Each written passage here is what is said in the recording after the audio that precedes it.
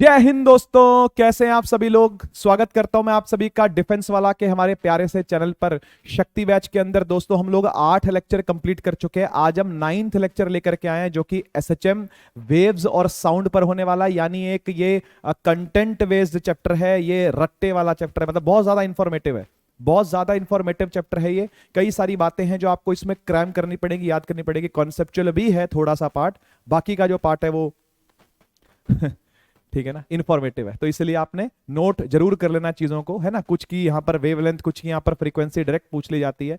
तो टॉपिक जो स्टार्ट होगा वो हमारा 9th क्लास से स्टार्ट होगा। पीरियोडिक मोशन, ऑसिलेटरी मोशन, फिर सिंपल हार्मोनिक मोशन क्या होता है, यानी 11th में चले जाएंगे, है ना। फिर दोबारा से लौट करके आ जाएंगे साउंड वेव्स के अंदर बात करेंगे तो 9th लेवल पर। फिर आप अल्ट्रासाउंड की बात करोगे, इंफ्रासाउंड की बात करोगे, है ना। फिर चले जाएंगे स्टेशनरी वेव, स्टैंडिंग वेव्स की बात करेंगे 11th में जाकर के। फिर कुछ इलेक्ट्रोमैग्नेटिक वेव्स की बातें होंगी जो 12th क्लास की फिजिक्स का टॉपिक है। तो मिक्स, बहुत कुछ मिक्स है ना। जितना जितना वेव्स हो सकता था 9 से लेकर के 12 तक, वो सारा कुछ एक लेक्चर के अंदर लाने की कोशिश करी गई है।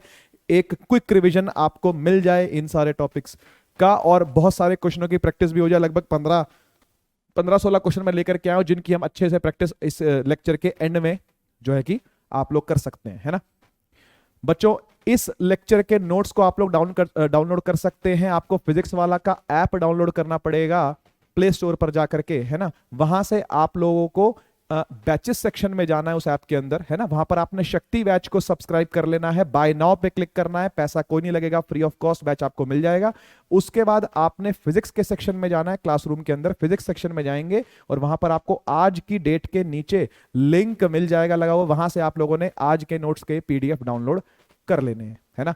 तो चलिए स्टार्ट करते हैं दोस्तों हम आज का लेक्चर, और बात करते हैं सबसे पहले कि एक पीरियोडिक मोशन क्या चीज होती है यार। पीरियोडिक मोशन वो चीज होती है जो अपने आप को रिपीट करती है किसी एक टाइम पीरियड के बाद। जैसे मेरा आना हफ्ते में 2 बार होता है ना। फिर अगले हफ्ते फिर मैं 2 बार आता हूं, फिर उसके अगले हफ्ते फिर 2 बार आता हूं। तो ये क्या है, ये एक फ्रीक्वेंसी बनी हुई है ना, कि आपको चार चार बार मुक्तक सर की शक्ल दिखेगी, 2 बार आसिम सर की शक्ल दिखेगी, 4 बार पुनिया सर की शक्ल। इस तरीके से ये क्या है, हर हफ्ते का कुछ ना कुछ रिपीटेड जो इवेंट है वो आपको देखने में आता है। अकरेंस जो है वो क्या हो रही है, कुछ टाइम के बाद फिर से रिपीट हो। जैसे दिन के बाद रात, रात के बाद दिन, दिन के बाद फिर से रात, रात के बाद फिर से दिन, इस तरीके से चल रहा है ना। सर्दियां आती हैं, फिर गर्मियां आती हैं, फिर घूम के सर्दियां आती हैं, फिर गर्मियां आती है। तो ये एक पीरियोडिक मोशन है ना। संडे आता है, फिर संडे का मंडे, फिर ट्यूसडे, फिर घूम करके दोबारा संडे आता है। तो संडे का दोबारा आना इज अ पीरियोडिक मोशन, है ना। धरती का चक्कर काटना सूर्य के आसपास, और वो काटे जा रही है, पता नहीं कितने सालों से काट रही है, पता नहीं कितने साल तक काटती रहेगी है ना। तो ये कैसा मोशन है, ये एक पीरियोडिक मोशन है। पढ़ लेते हैं एक बार इसकी डेफिनेशन को। अब motion which repeats itself after equal intervals of time is called a periodic motion. Simple सा इसका डेफिनेशन है। नेक्स्ट पर चलते हैं, हम लोग बात करते हैं एक ऑसिलेटरी मोशन क्या होता है। देखो, एक ऑसिलेटरी मोशन जो है ना वो पीरियोडिक मोशन का ही पार्ट है। बस उसके अंदर क्या होता है कि एक मीन लाइन के अबाउट ऑसिलेशन होता है, मीन लाइन के अबाउट एक पीरियोडिक मोशन होता है। मीन लाइन के अबाउट, एक मीन पोजीशन के अबाउट चीजें आगे पीछे करती हैं मोशन। इसको बोलते हैं कौन सा मोशन, ऑसिलेटरी मोशन। ऑसिलेशंस नाम दे सकते हो आप इसको, है ना। अब इसी को सिंपल हार्मोनिक मोशन जब मैं बोलूंगा तो आपको और अच्छे से क्लियर हो जाएगा कि वो क्या चीज होती है। पढ़ेंगे उसको भी, उसके भी कंडीशंस है। ऑसिलेटरी मोशन का पार्ट एसएचएम है, या एसएचएम और ऑसिलेटरी मोशन कभी कभी एक जैसा बोल दिया जाता है, क्योंकि हमने बहुत ज्यादा डिटेल में पढ़ना नहीं है, डैम्पिंग वैम्पिंग को अपन ने पढ़ना नहीं है ना। तो अपने लिए एसएचएम ही ऑसिलेटरी मोशन है, ऑसिलेटरी मोशन ही एसएचएम है। अब motion in which an object moves back and forth repeatedly about a fixed position, एक फिक्स पोजीशन के अबाउट, किसी एक फिक्स पोजीशन के अबाउट कोई चीज, किसी एक फिक्स लाइन के या पोजीशन के अबाउट कोई चीज अभी यहां है, फिर यहां पहुंच जाएगी, फिर यहां पहुंच जाएगी, फिर यहां पहुंच जाएगी, फिर यहां पहुंच जाएगी, फिर यहां पहुंच जाएगी। इस तरह के मोशन को कहते हैं कौन सा motion, to and fro motion, back and forth motion, up and down motion, oscillatory motion, simple harmonic motion. ये सब एक ही है, ये सब एक ही बात है, पर्यायवाची है सारे एक दूसरे का, समझ सकते हो आप। ठीक है जी, कोई दिक्कत तो नहीं। जैसे एक झूला है ना, झूले पर आप बैठ गए और झूला आगे पीछे झूले जा रहा है, ये टू एंड फ्रो मोशन हो गया, ये एक ऑसिलेटरी मोशन है। पेंडुलम का मोशन एक ऑसिलेटरी, पेंडुलम को तो हमने डिस्कस करना ही है, उसका मोशन एक ऑसिलेटरी मोशन है। तो आप समझ गए मेरी बात को, है ना, कि ऑसिलेटरी मोशन क्या होता है। बढ़ते हैं फटाफट से आगे। सिंपल हार्मोनिक मोशन की बात आ गई भैया। If a particle repeat its motion about a fix point after regular time interval in such a way that at any moment the acceleration of the particle is directly proportional to the displacement from the fix position at that moment. इसका मतलब मैं आपको समझाता हूं क्या लिखा हुआ है, एक बार आप पढ़ लो इसको आराम से, इसको आप आराम से पढ़ लो। देखो क्या कह रहा है, चलो इसको नहीं पढ़ना चाहते कोई बात नहीं, मैं आपको समझा देता हूं, ठीक है। देखो एसएचएम क्या होता है, एसएचएम होता है एक ऐसा मोशन, एसएचएम होता है एक ऐसा मोशन एक मीन लाइन के अबाउट, एक मीन लाइन या मीन पॉइंट के अबाउट, ठीक है, कि जो पार्टिकल है ना, जो पार्टिकल है ना, मान लो पार्टिकल यहां पर है, तो वो इस मीन लाइन से कुछ एक्स डिस्टेंस पर डिस्प्लेस्ड है, कह सकते हैं ना, मीन लाइन से कुछ एक्स डिस्टेंस पर क्या है, डिस्प्लेस्ड है, ठीक। तो वो ये कह रहा है कि इसको वापस लाने वाली जो एक्सेलरेशन लगेगी, कोई फोर्स होगी ना भाई जो इसको मीन पोजीशन पे वापस लाना चाहती है, नहीं तो वापस आएगा ही नहीं, मीन की तरफ वापस क्यों आएगा, सोचो इस बात को आप। नहीं तो फिर ये ऑसिलेटरी मोशन होगा कैसे, सिंपल हार्मोनिक मोशन बनेगा कैसे, पीरियोडिक मोशन तो चलो बन जाएगा, घूम के वापस से ऐसे आ जाए तो, लेकिन ऑसिलेटरी मोशन तो नहीं बन सकता ना। ऑसिलेटरी मोशन बनने के लिए इसको क्या करना पड़ेगा, मीन पर वापस आना पड़ेगा। तो मीन पर वापस आने के लिए कोई ना कोई क्या चाहिए, फोर्स चाहिए, कोई ना कोई एक्सेलरेशन चाहिए, है ना। तो किसी फोर्स के चलते, किसी एक्सेलरेशन के चलते ये क्या करेगा, इस पोजीशन से इस पोजीशन पर लौटेगा, है ना। तो सिंपल हार्मोनिक मोशन उसको बोलेंगे कि जब ये एक्सेलरेशन, ध्यान से समझना, जब ये एक्सेलरेशन इस डिस्प्लेसमेंट के प्रोपोर्शनल हो जाए, यानी ए जो है वो ऐसे कंडीशन बना ले पोजीशन के साथ, है ना, डिस्प्लेसमेंट के साथ एक्सेलरेशन की कुछ ऐसी कंडीशन बन जाए। अब मैंने यहां पर पहले तो प्रोपोर्शनल साइन क्यों लगाया वो समझाता हूं आपको मैं। वो इसलिए लगाया क्योंकि हम चाहते हैं कि अगर हम x को बढ़ाएं तो एक्सेलरेशन अपने आप बढ़े। मतलब मैं जितना दूर लेके जाऊंगा ना मीन पोजीशन से पार्टिकल को, यानी जितना जितना मैं क्या करूंगा, x को बढ़ाता जाऊंगा, जितना जितना मैं क्या करूंगा, x को बढ़ाता जाऊंगा, ये एक्सेलरेशन भी उतनी बढ़नी चाहिए, उतनी एक्सेलरेशन से क्या आना चाहिए, वापस आना चाहिए मीन पोजीशन की तरफ। जितना दूर मैं लेकर के, जितना दूर मैं डिस्प्लेस करूं, जैसे एक पेंडुलम है, एक पेंडुलम नीचे है, यहां पर है ना, यहां से उठा करके मैं यहां ले गया, तो मैंने क्या किया, उसको डिस्प्लेस किया, यहां से यहां तक मैंने डिस्प्लेसमेंट करी इसकी, है ना, यहां से यहां डिस्प्लेस हुआ। तो जितना ज्यादा मैं इसको डिस्प्लेस करूंगा ना, उतना ज्यादा इसका एक्सेलरेशन क्या होना चाहिए, बढ़ना चाहिए, उतना ज्यादा एक्सेलरेट करता हुआ ये वापस आना चाहिए। इस मोशन का नाम है सिंपल हार्मोनिक मोशन, यानी एक्सेलरेशन जो हो वो डिस्प्लेसमेंट के क्या होनी चाहिए, प्रोपोर्शनल होनी चाहिए। एक बात तो गई। दूसरी बात, नेगेटिव साइन क्यों आया, नेगेटिव साइन बेटा इसलिए आया क्योंकि जो डिस्प्लेसमेंट हुई है वो इस डायरेक्शन में हुई है, इस डायरेक्शन में हुई है। यस और नो, यस और नो।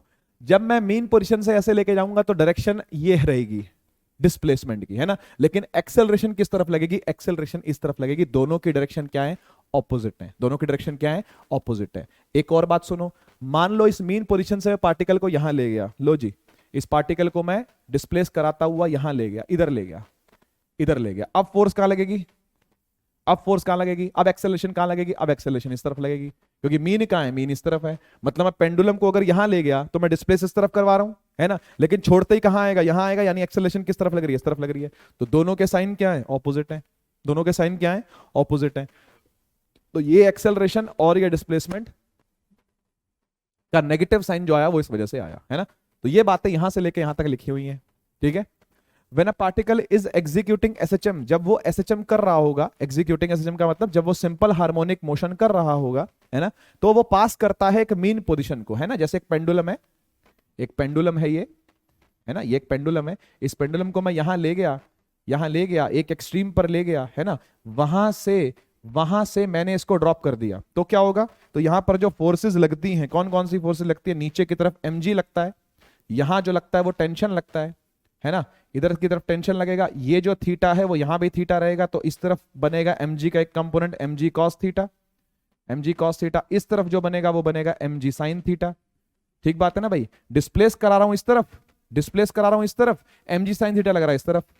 तो आप मुझे एक बात बताओ, फोर्स उल्टी लग रही है, डिस्प्लेसमेंट ऐसे हो रही है, तो ये वाली कंडीशन यहां सेटिस्फाई हो रही है कि नहीं हो रही, बिल्कुल हो रही है। तो पेंडुलम के केस में एसएचएम है, सिस्टम है। ऐसी स्प्रिंग ब्लॉक सिस्टम भी आप सोच सकते हो, एक स्प्रिंग है, वो एक ब्लॉक से जुड़ा हुआ है ना, उस ब्लॉक को मैंने अंदर दबाया, तो मैं फोर्स कहां लगा रहा हूं, अंदर लगा रहा हूं, मैंने डिस्प्लेस कहां कर रहा हूं, अंदर कर रहा हूं, लेकिन अंदर की जो स्प्रिंग फोर्स है वो क्या चाहती है भाई, बाहर निकल, तू बाहर जा, वापस से मीन की तरफ जा, ऐसा चाहती है कि नहीं चाहती।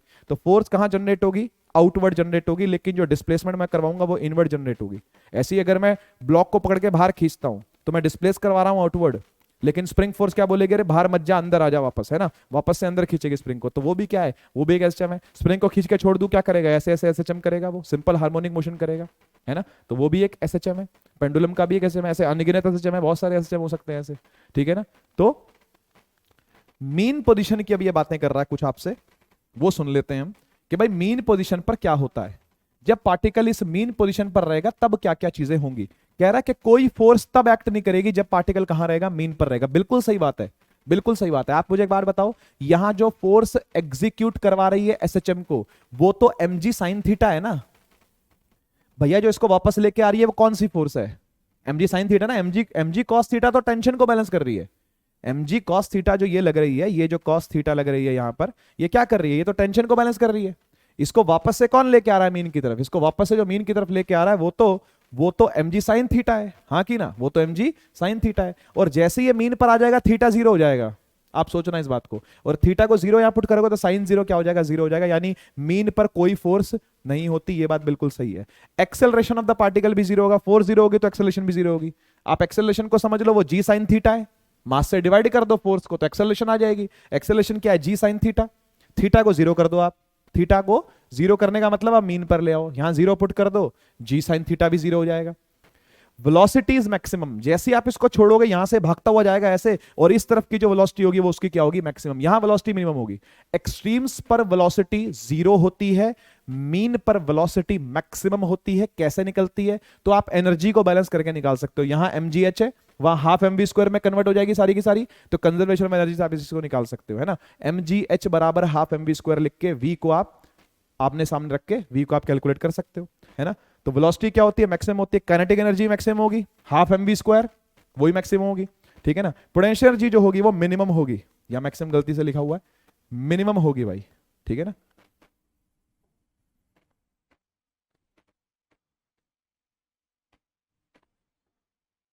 ठीक जी, पोटेंशियल एनर्जी जो होगी वो क्या होगी, वो मिनिमम होगी, है ना। क्योंकि यहां पर इसके पास कुछ ना कुछ हाइट है, यहां से कुछ ना कुछ इसके पास हाइट गेंड है, बनी हुई है हाइट यहां पर, है ना ये। लेकिन यहां पर कोई हाइट नहीं होगी। जब ये ग्राउंड के लेवल पर आ जाएगा, लोअर लेवल पर आ जाएगा, तब कोई हाइट नहीं होगी, तो कोई पोटेंशियल एनर्जी भी तब नहीं होगी। बढ़ते हैं आगे। अच्छा जी, अब बात कर रहा है कि एक्सट्रीम एंड पर क्या होगा। तो एक्सट्रीम एंड कौन सा, ये वाला एक्सट्रीम एंड है, इस एंड की बात कर रहा है। ये जो है ये एक्सट्रीम है, देखो EX लिखा हुआ है ना, ये जो है ये एक्सट्रीम एंड है। एक्सट्रीम एंड की बातें अब करेगा, और देखना सारी बातें उल्टी करेगा। Acceleration of the particle is maximum, maximum acceleration होगी कितनी, जी साइन थीटा। फोर्स भी मैक्सिमम होगी mg साइन थीटा, मास से मल्टीप्लाई कर दिया तो फोर्स आ जाएगी। Restoring force acting on the particle is maximum, यही इसी की बात कर रहा है mg sine theta. Restoring force क्यों बोल रहा है इसको, क्योंकि रीस्टोर करवा के वो कहां लेके आ रही है, वापस से मीन पर लेके आ रही है, इसलिए इसका नाम क्या रखा हुआ है, रीस्टोरिंग फोर्स लिखा हुआ है। Velocity of the particle is zero, भैया यहां जब ये एक्सट्रीम पाथ पर होगा, यहां होगा इस जगह पर, तो वेलोसिटी होने की जरूरत ही नहीं है, वेलोसिटी या कुछ नहीं होगी, है ना, रुका हुआ होगा उस टाइम पर। तो उस टाइम पर इंस्टेंटेनियस वेलोसिटी जो होगी वो जीरो होगी। काइनेटिक एनर्जी भी जीरो होगी, बिल्कुल सही बात है ना। लेकिन पोटेंशियल एनर्जी जो होगी वो क्या होगी, मैक्सिमम। mgh जो होगा वो मैक्सिमम होगा, क्योंकि हाइट पर ये मैक्सिमम पे बैठा होगा उस टाइम पर। ये देखो इतनी हाइट पर ये बैठा हुआ है, ग्राउंड से h हाइट पर ये बैठा हुआ है ना। तो हाइट जो है वो तो इसकी मैक्सिमम है, इसलिए पोटेंशियल एनर्जी क्या रहेगी तब, मैक्सिमम रहेगी। तो ये बातें थी एसएचएम की, ये बातें थी सिंपल हार्मोनिक मोशन की। अब पेंडुलम की बातें करते हैं। मैंने पेंडुलम से ही वैसे आपको सारी चीजें समझाई है, तो आपको पेंडुलम समझ में आ जाएगा अब तुरंत, है ना। एक सिंपल पेंडुलम जो है वो स्मॉल मेटल बॉल से बंधा होता है, थ्रेड से लटका होता है एक रिजिड सपोर्ट से, such that bob is free to swing back and forth. Bob जो है वो आगे पीछे डोलता रहे, घूमता रहे, है ना। Distance of the pendulum from its mean position is called its displacement. ये मैंने आपको समझा दिया, पहले ही समझा दिया ये, कि मान लीजिए अगर ये लेंथ है पेंडुलम की, है ना, और आप यहां ले जाते हो पेंडुलम को, इधर लेके जाते हो आप पेंडुलम को, तो यहां से यहां जो आप लेके गए हो वो उसकी डिस्प्लेसमेंट हो गई है ना। आपने कोई हाइट दे दी है, मैं मान गया, आपने कोई हाइट भी दे दी है उसको, इस लेवल से किसी हाइट पर भी ले गए हो, लेकिन आपने उसको आगे भी क्या करवा दिया, डिस्प्लेस करवा दिया। The maximum displacement of the particle on this और mean position is called the amplitude of the oscillation. Amplitude क्या चीज होती है, आप मैक्सिमम कितना दूर तक लेके जा सकते हो। तो मैक्सिमम कितना दूर तक लेके जा सकते हैं, यहां तक लेके जा सकते हैं इसको मैक्सिमम, अरे हाँ की ना, यहां तक मैक्सिमम लेके जा सकते हैं ना इसको। तो ये इसका एम्पलीट्यूड हो जाएगा, ये यहां से लेके यहां तक का डिस्टेंस, कौन सा, यहां से लेके यहां तक का डिस्टेंस, ये क्या है, ये एम्पलीट्यूड है, ये एम्पलीट्यूड है। समझ गए बात को। जब डिस्प्लेसमेंट क्या हो जाए, मैक्सिमम हो जाए, जब डिस्प्लेसमेंट क्या हो जाए, मैक्सिमम हो जाए, तो उसको क्या कह दिया जाता है, एम्पलीट्यूड कह दिया जाता है ना। जैसे मान लीजिए आपके पास कोई गिटार है ना, गिटार है, और आपने गिटार को बजाया और जोर जोर से बजा रहे हो, घंग घंग घंग करके जोर जोर से बजा रहे हो, है ना। तो जो स्ट्रिंग है वो बहुत दूर तक जा रही है, बहुत दूर तक, अपनी मीन पोजीशन से बहुत ज्यादा दूर दूर तक ऑसिलेट कर रहा है। जितना दूर तक करेगा, मैक्सिमम कितना दूर तक जा सकता है, उसको एम्पलीट्यूड कहते हैं, ठीक है। Time period is the time taken by the pendulum to complete one full oscillation. एक फुल ऑसिलेशन का क्या मतलब होता है, अब ये भी समझ लेना। एक फुल ऑसिलेशन का मतलब होता है कि भाई मान लो अगर मीन से आप कहीं से भी स्टार्ट मान लो, खत्म वहां होना चाहिए, और दोनों एक्सट्रीम उसका कवर होने चाहिए, ये भी जरूरी है, दोनों एक्सट्रीम कवर हो और जहां से स्टार्ट किया वहां खत्म हो। ये दो बातें अगर हो रही हैं तो मतलब टाइम पीरियड हो गया पूरा, है ना। जैसे जैसे मान लो आपने यहां से स्टार्ट किया तो पहले वहां गया, पहले वहां गया, अब वहां से वापस आएगा, फिर यहां जाएगा, फिर यहां से वापस आएगा। समझ गए बात को? इसको बोलेंगे वन ऑसिलेशन, इसको बोलेंगे वन ऑसिलेशन, ठीक है ना। यहां से चला तो यहां आना चाहिए वापस, इस जगह पर वापस आना चाहिए, यहां से चला तो इस जगह पर वापस आना चाहिए, इधर गया फिर इधर गया फिर यहां वापस आना चाहिए, इसको बोलेंगे वन ऑसिलेशन होना, ठीक है ना। This is one oscillation, single oscillation. Frequency is the number of full oscillations completed by the pendulum in 1 second. अब ये फ्रीक्वेंसी क्या चीज होती है भैया? फ्रीक्वेंसी यहां पर 1 सेकंड के लिए डिफाइंड है, आप इसको कैसे भी डिफाइन कर सकते हो। जैसे हम ये बोल सकते हैं कि जो नवरात्रे हैं, है ना, वो साल में 2 बार आते हैं, है ना। एक बार चैत्र नवरात्रे आते हैं, एक बार ये वाले आते हैं सर्दियों वाले जो आते हैं ना, दशहरे वाले, 2 बार नवरात्रे आते हैं, है ना। तो हम ये बोलेंगे भैया साल के अंदर, साल की बात अगर करें तो नवरात्रों की फ्रीक्वेंसी क्या है? 2। साल में दिवाली कितनी बार आती है? 1 बार, तो फ्रीक्वेंसी क्या है? 1। आपका बर्थडे साल में कितनी बार आता है? तो साल में बर्थडे 1 बार आता है, साल में उसकी फ्रीक्वेंसी 1 है ना। अच्छा, संडे कितनी बार आता है साल के अंदर? तो साल में भाई संडे आता है 52 बार या 53 बार आ सकता है ना, लीप ईयर वाला सिस्टम हो तो ठीक है, तो 52 बार है कि नहीं। तो हम क्या बोलेंगे? 52 फ्रीक्वेंसी है उसकी। ऐसे ही इसने क्या कर दिया? सेकंड के अंदर तोड़ दिया। हमने पूरे साल की बात करी, इसने सेकंड में तोड़ दिया। कैसे? कैसे भैया? 1 सेकंड के अंदर पेंडुलम यहां से यहां, यहां से यहां, यहां से यहां कितनी बार ऑसिलेट कर गया? 1 सेकंड के अंदर, है ना। अगर बहुत तेज तेज ऐसे ऐसे ऑसिलेट करे, बहुत तेज तेज ऑसिलेट करे अगर, तो क्या बोलेंगे? 1 सेकंड के अंदर 10 बार ऐसे ऐसे कर गया, 10 बार अपनी ऑसिलेशंस को कंप्लीट कर गया, ठीक है ना भैया। उसे क्या बोलेंगे? फ्रीक्वेंसी बोलेंगे। कितनी फ्रीक्वेंसी है, कितनी ऑसिलेशन उसने कंप्लीट कर ली 1 सेकंड में, ठीक है ना। Number of oscillations completed by the pendulum in 1 second, इसे क्या बोलते हैं? फ्रीक्वेंसी, ठीक है। कुछ डिनोशंस बताता हूं आपको मैं। डिस्प्लेसमेंट को एक्स से डिनोट करते हैं, है ना, और एम्पलीट्यूड की जो बात कर रहा है उसको ए से डिनोट करते हैं, जो मैक्सिमम होता है वह ए से डिनोट होता है। टाइम पीरियड को टी से डिनोट करते हैं, है ना, और फ्रीक्वेंसी को एफ से भी करते हैं कोई कोई, है ना, और कोई कोई इसको न्यू से भी करता है। न्यू, ये जो सिंबल है न्यू, मैं न्यू से ही करता हूं इसको, ठीक है। तो ऐसा ही है भाई, ठीक है। बढ़ते हैं आगे। Second pendulum is the one whose time period, ये बिल्कुल सवाल बन जाता है ये एनडीए के अंदर कि भैया सेकंड पेंडुलम किसको बोलते हैं। तो बच्चे को लगता है जिसका जिसका टाइम पीरियड 1 सेकंड है। टाइम पीरियड 1 सेकंड नहीं, जिसका टाइम पीरियड 2 सेकंड है उसको बोलते हैं time second pendulum. Second pendulum उसका नाम है जिसका टाइम पीरियड 2 सेकंड हो। 2 सेकंड क्यों? 2 सेकंड क्यों? क्योंकि भाई देखो, मान लो पेंडुलम यहां से स्टार्ट हुआ, मान लो आपका पेंडुलम एक्सट्रीम से स्टार्ट होता है, एक्सट्रीम 1 से स्टार्ट होता है ना, यहां से यहां गया, यहां से यहां गया, तो 1 सेकंड लगना चाहिए। एक एक्सट्रीम से दूसरे एक्सट्रीम जाने में 1 सेकंड लगा, फिर यहां से यहां वापस आने में 1 और सेकंड लगा, तो 1 और 1 कितने हो गए? 2 सेकंड हो गए। तब इसका टाइम क्या हो गया? पूरा हो गया। बात समझे? तो वो पेंडुलम जो 2 सेकंड में अपना काम पूरा कर ले, 2 सेकंड में अपना काम पूरा कर ले, उसे क्या बोलेंगे? सेकंड पेंडुलम बोलेंगे। ये एक आधा क्वेश्चन ऐसा बन जाता है इंडिया के अंदर, ठीक है ना। तो ध्यान रखना, सेकंड पेंडुलम का मतलब जिसका टाइम पीरियड क्या हो? 2 सेकंड हो, 1 सेकंड ना हो। सेकंड पेंडुलम से बच्चे समझते हैं भाई 1 सेकंड जिसका टाइम पीरियड हो, नहीं, 2 सेकंड जिसका टाइम पीरियड हो वो है, ठीक है, ध्यान रखना। अच्छा, तो टाइम पीरियड किसी भी पेंडुलम का अगर आपने निकालना हो तो वो इन बातों पर डिपेंड करता है बेटा। किन बातों पर?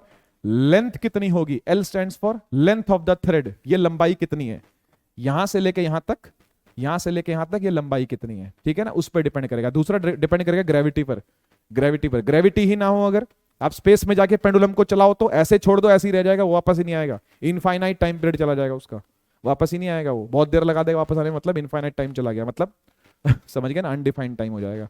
तो इसलिए T is equal to 2.√L/g आपने याद रखना है, इसको ध्यान रखना है आपने, ठीक है। इस पर क्वेश्चन बनते हैं अच्छे अच्छे, ठीक है। The time period of simple pendulum of infinite length a pendulum clock goes slow in summer and fast in winter. ये आप समझते हो? ये आप समझते हो कि ऐसा क्यों होता है? एक पेंडुलम क्लॉक जो है वो समर में स्लो और विंटर में फास्ट क्यों चलती है? देखो समझना इस चीज को। गर्मियों के अंदर आप जानते हो कि एक्सपेंशन होता है ना, जो चीजें वो क्या करती है? एक्सपैंड करती हैं। तो ये जो लेंथ है बढ़ जाती है, ठीक है ना। ये लेंथ है जो क्या करेगी? वो इंक्रीज कर जाएगी गर्मियों में। समर्स के अंदर क्या कर जाती है? इंक्रीज कर जाती है। तो इंक्रीज कर जाएगी तो टाइम पीरियड भी क्या हो जाएगा? बढ़ जाएगा, ठीक है ना। तो टाइम पीरियड बढ़ जाएगा अगर, तो पेंडुलम यानी कि स्लो चल रहा है, ज्यादा टाइम ले रहा है। स्लो होने का मतलब होता है ज्यादा टाइम लेना, टाइम बढ़ जाना, है ना। टाइम बढ़ क्यों रहा है? क्योंकि लेंथ बढ़ रही है। लेंथ क्यों बढ़ रही है? समर के अंदर चीजें एक्सपैंड करती हैं, है ना। लॉन्गिट्यूडनल एक्सपेंशन होता है, लीनियर एक्सपेंशन आप लोगों ने पढ़ा हुआ है, गर्मियों के अंदर ऐसा होता है, सर्दियों के अंदर फास्ट चलती है। क्यों? कॉन्ट्रैक्शन हो जाता है, इसलिए लेंथ छोटी हो जाएगी। लेंथ छोटी, टाइम कम तो फास्ट, जल्दी जल्दी काम होगा, है ना। ये बातें लिखी हुई है यहाँ पे। कुछ चीजें हैं जिनको आपने ध्यान रखना है। 1 मार्क के क्वेश्चन, मतलब एक एक क्वेश्चन इसके बन जाते हैं भाई, ठीक है। तो पॉइंट्स टू बी रिमेंबर क्या है? When a particle returns to starting point its average velocity is 0 but average speed is not. ये आप समझते हो ना, ये तो आई होप आप समझते होगे, है ना। डिफरेंट की बातें हैं ये, है ना। तो when a particle returns to the starting point, जहां से उसने स्टार्ट किया वहीं पूरा आ जाए अगर, है ना, तो एवरेज वेलोसिटी क्या हो जाती है? 0 हो जाती है। लेकिन एवरेज स्पीड जो है वो 0 नहीं होती। आई होप आपको ये बात समझ में आती होगी कि पेंडुलम एसएचएम के अंदर इस बात को क्यों लेकर के आए कि एसएचएम जहां से स्टार्ट हुआ वही घूम करके वापस आ गया, तो पूछ रहा था भाई एवरेज वेलोसिटी कितनी है इसकी बताओ, ठीक है ना। तो वो 0 लानी है, लगानी है आपने टिक जो मारना है वो 0 मारना है, लेकिन एवरेज स्पीड की कुछ ना कुछ वैल्यू होगी, रहेगी। कितना डिस्टेंस कवर किया है डिवाइड बाय टाइम, वो निकल के आएगा, है ना। डिस्टेंस जो है वो स्केलर क्वांटिटी होती है, डिस्प्लेसमेंट वेक्टर क्वांटिटी होती है, जानते हो आप। डिस्प्लेसमेंट जो है ना, वो पॉजिटिव भी हो सकते हैं, नेगेटिव भी हो सकते हैं, 0 भी हो सकते हैं, डिपेंड करता है डायरेक्शन क्या है, डिपेंड करता है किस डायरेक्शन में ट्रेवल करी गई है। अगर पेंडुलम इस तरफ भागा या स्प्रिंग ब्लॉक सिस्टम जो ब्लॉक है इस तरफ भागा है तो पॉजिटिव डायरेक्शन, इस तरफ भागा है तो नेगेटिव डायरेक्शन, ठीक है ना। और भाग करके वापस वही जगह पर आ गया तो 0 हो जाएगा, ठीक है ना। शॉर्टेस्ट पाथ होता है वो। Speed is always equal to greater than the magnitude of the velocity. पता होगा आपको कि स्पीड जो होती है वो बड़ी होती है, इक्वल होती है वेलोसिटी से। क्यों? क्योंकि डिस्टेंस जो है वो बड़ा होता है और इक्वल होता है वेलोसिटी की। बातें हम कर चुके हैं पहले से, ठीक है ना। और all bodies fall freely with the same acceleration, ठीक है, सारी बातें आप जानते हो। Acceleration of the falling body does not depend on the mass of the body, angular velocity of the solution. तो ये आप पढ़ सकते हो, है ना। ये सारी बातें जो है इन पर क्वेश्चन बन सकते हैं भाई, ठीक है ना। इन पर क्वेश्चन बन सकते हैं, तो ये एक तरीके से रिवाइज कर सकते हो सारी चीजों को आप, ठीक है। आइए वेव्स की बात करते हैं। अब ये जो हमने ऑसिलेशन पढ़ा, ये जो हमने पीरियोडिक मोशन पढ़ा, है ना, हार्मोनिक मोशन पढ़ा, सिंपल हार्मोनिक मोशन पढ़ा, ये वेव्स से कैसे जुड़ा हुआ है। अब इसका ट्रांजिशन वेव के साथ कैसे होता है, तो आपको ये समझना पड़ेगा। देखो बच्चों, ऐसा है, वेव क्या चीज होती है कि मान लीजिए कोई एक पार्टिकल है जो ऑसिलेट कर रहा है, एक जगह पर खड़ा खड़ा ऑसिलेट कर रहा है। ये वेव कब बन जाएगा? कब ये वेव बननी स्टार्ट हो जाएगी? तो ये वेव बेटा तब बननी स्टार्ट हो जाएगी जब ये अपनी एनर्जी को ट्रांसफर करना स्टार्ट कर दे दूसरे पार्टिकल्स तक। सिंपल। जब ये अपनी ऑसिलेशंस को क्या करना शुरू कर दे? ट्रांसफर करना शुरू कर दे दूसरे पार्टिकल्स तक। ये खुद वाइब्रेट करे, इसके बगल वाले को वाइब्रेट करवाए, वो उसके बगल वाले को वाइब्रेट करवाए, वो उसके बगल वाले को करवाए, वो उसके बगल वाले को करवाए। इस तरीके से ये अपनी एनर्जी को क्या करते जाएं? ट्रांसफर अगर करते जाएं, है ना, तो क्या क्रिएट हो जाएगी? वेव क्रिएट हो जाएगी। तो वेव का मतलब और कुछ नहीं है, वेव का मतलब है कि एनर्जी का चलना, पार्टिकल का ना चलना। पार्टिकल अपनी जगह पर खड़ा खड़ा क्या करेगा? ऑसिलेट करेगा। नेट डिस्प्लेसमेंट उसकी क्या होगी? 0 होगी। पार्टिकल की नेट डिस्प्लेसमेंट क्या होती है? 0 होती है ना। आगे पीछे जाएगा तो उस जगह पर आ जाएगा, नेट डिस्प्लेसमेंट 0, एवरेज वेलोसिटी भी 0, है ना। लेकिन अपनी एनर्जी को उसने क्या कर दिया? आगे वालों पर ट्रांसफर कर दिया, ठीक है ना। तो इस तरीके से वेव जो है वो आगे बढ़ जाती है, प्रोग्रेस कर जाती है। इसको बोलते हैं प्रोग्रेसिव वेव। वेव का आगे बढ़ना कहलाता है प्रोग्रेसिव वेव। प्रोग्रेसिव वेव, आगे बढ़ना, प्रोग्रेस करना, है ना। A wave is a form of disturbance. Disturb हो गए ना सारे पार्टिकल, पहला वाला हिला था, उससे बगल वाला हिल गया, उससे बगल वाला हिल गया, उसके बगल वाला हिल गया, तो पार्टिकल क्या होने लग गए? डिस्टर्ब होने लग गए, है ना। Which travels through a material medium due to the repeated periodic motion. बार बार पीरियोडिक मोशन होने की वजह से, बार बार एसएचएम होने की वजह से, है ना, आगे वालों पर एनर्जी ट्रांसफर कर जाती है, ठीक है ना, of the particles of the medium of their mean position. तो सबके सब क्या करने लगते हैं? हिलने लगते हैं। सबके सब पार्टिकल क्या करने लगते हैं? एक ही लय में हिलने लगेंगे, है ना। उसको बोलते हैं वेव बनना। वेव बननी स्टार्ट हो गई है, ठीक है। A sudden and short duration of disturbance called pulse. Pulse के बारे में आपसे डेफिनेशन पूछी जा सकती है ना। एक सिंगल क्वेश्चन आ सकता है इसके ऊपर, पल्स क्या होता है बताओ, व्हाट इज पल्स, है ना। तो पल्स क्या होता है? छोटी ड्यूरेशन होती है ना, छोटी डिस्टर्बेंस होती है और तुरंत आती है। जैसे एक वायर है, एक रस्सी है मान लो, है ना। उस रस्सी के अंदर हमने क्या किया? एक पल्स जनरेट करवा दिया ऐसे फटाफट से, एक जनरेट कर, ये तुरंत आगे जाएगी और थोड़ी देर जाकर ये खत्म हो जाएगी, थोड़ी देर जाकर के ये डिसिपेट हो जाएगी, इसकी एनर्जी जो है वो वेस्ट हो जाएगी, इसकी एनर्जी जो है वो सराउंडिंग में चली जाएगी, या इसकी रोप में ही एनर्जी जो है वो एब्जॉर्ब हो जाएगी। ठीक बात है कि नहीं? तो इसलिए थोड़ी दूर तक ये जाएगी, तो इसको पल्स बोल सकते हैं हम, इसको पल्स बोल सकते हैं, ठीक है ना। वेव्स जो हैं वो दो तरीके की, मैकेनिकल और नॉन मैकेनिकल, जिसको आप इलेक्ट्रोमैग्नेटिक भी कहते हो। Non mechanical, electromagnetic. मैकेनिकल को मीडियम चाहिए, मटेरियल मीडियम चाहिए, अभी आएगा आगे। मटेरियल मीडियम चाहिए। इलेक्ट्रोमैग्नेटिक को कोई मटेरियल नहीं चाहिए, ये वैक्यूम में भी क्या करती है? ट्रैवल करती है। ये वैक्यूम में भी क्या करती है, ट्रेवल करती है। EM वेव बोलते हैं इसको, जो लाइट वगैरह वेव्स हैं वो सारी इलेक्ट्रोमैग्नेट है। साउंड जो है वो मैकेनिकल वेव है ना। हाँ जी, मैकेनिकल आ गई। मैकेनिकल के फिर दो आगे से भाग हैं, ट्रांसवर्स और लॉन्गिट्यूडनल। बचपन में आपने पढ़े थे, आप जानते भी हो क्या होता है, फिर से एक बार देखते हैं। The wave which require material, देखो साफ साफ लिखा है, मटेरियल मीडियम जिसको चाहिए, यानी सॉलिड, लिक्विड और गैस के अंदर जो ट्रेवल करेगी, जिसको पार्टिकल्स चाहिए ट्रेवल करने के लिए। क्या चाहिए, पार्टिकल्स चाहिए ट्रेवल करने के लिए। ऐसी वेव्स को मैकेनिकल वेव कहते हैं, ठीक है ना। फॉर देयर प्रोपगेशन, आगे बढ़ने के लिए उनको मैकेनिकल कहते हैं, या इलास्टिक वेव भी कह सकते हैं हम, ठीक है ना, इलास्टिक वेव भी कह सकते हैं। मैकेनिकल वेव दो तरह की है, ट्रांसवर्स और लॉन्गिट्यूडनल। ट्रांसवर्स कौन सी होती है, मैं आपको समझा देता हूं। ट्रांसवर्स होती है जिसके अंदर पार्टिकल जो है वो ऊपर नीचे ऊपर नीचे ऊपर नीचे ऊपर नीचे ऑसिलेट करता है, लेकिन वेव जो है वो इस डायरेक्शन में आगे बढ़ेगी। लॉन्गिट्यूडनल क्या होता है कि पार्टिकल जो है वो ऊपर नीचे नहीं करता, आगे पीछे करता है। पार्टिकल ऐसे और ऐसे करेगा, अगले वाले को भी ऐसे ऐसे करवाएगा, अगले वाले को भी ऐसे ऐसे करवाएगा, अगले वाले को भी ऐसे ऐसे ऐसे ऐसे। ये एक्सट्रीम्स हो गया, ये मीन हो गया, है ना, ये मीन हो गया, एक्सट्रीम्स हो गया।